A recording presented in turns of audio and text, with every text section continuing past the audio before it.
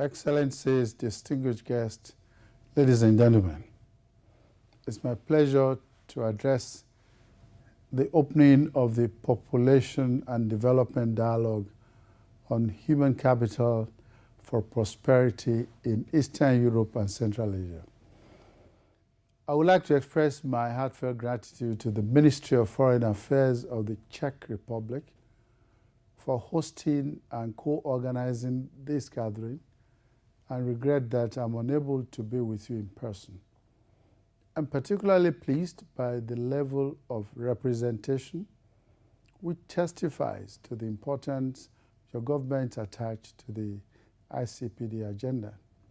This commitment is crucial as we enter the phase of the ICPD Beyond 2014 process and together shape the post-2015 development agenda in the coming months and years.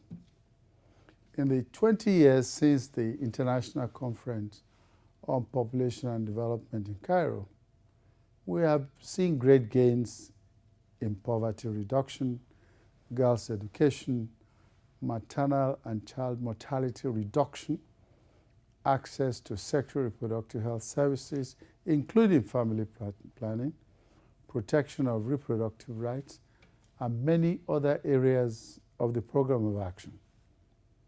In Eastern Europe and Central Asia, these developments have gone hand in hand with fundamental political, economic, and social transformations that has changed the countries in the region. In many cases, literally beyond recognition. Across the region, we see impressive examples of economic growth and tremendous increased opportunities, particularly for young people. This region demonstrates that positive change can happen. It can happen in a very short time. With success, of course, comes responsibilities.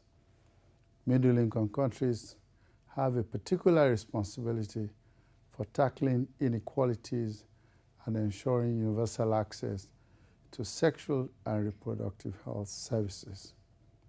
While we celebrate the region's successes, challenges remain. Governments are struggling to cope with demographic changes such as population aging and population decline, as fertility rates fall and people move abroad in search of work and other opportunities. The region has some of the world's highest abortion rates, while the use of modern contraceptives is alarmingly low in many countries. Adolescent pregnancy rates are 3 times higher than in Western Europe. And nowhere else in the world is HIV spreading faster and increasingly amongst young people. As in other regions, too many people are left behind by growing income and wealth inequalities, by gender inequality, by gender-based violence, by discrimination and stigma, by exclusion from participation in governance, and by data and knowledge systems that fail to account for many people of the most vulnerable and marginalized segment of populations. This meeting will focus on what we can do together to respond to these challenges, and it can be done.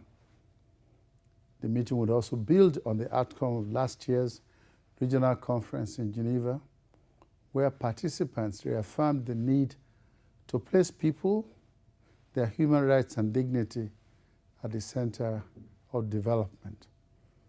This meeting is an important stepping stone as we move towards the special session of the General Assembly in September this year, and as the deliberations on the post-2015 development agenda enter their final and decisive phase. We need to make sure that the voice of this region is heard loud and clear. So I appeal to all of you to make your contributions to ensuring that the gains of the ICPD are carried forward in the Sustainable Development Goals. our collective future hinges on the actions we take today to protect the rights of all people, including the most marginalized, and empower them to contribute to and share the benefits of development in a world where everyone counts. I want to thank you.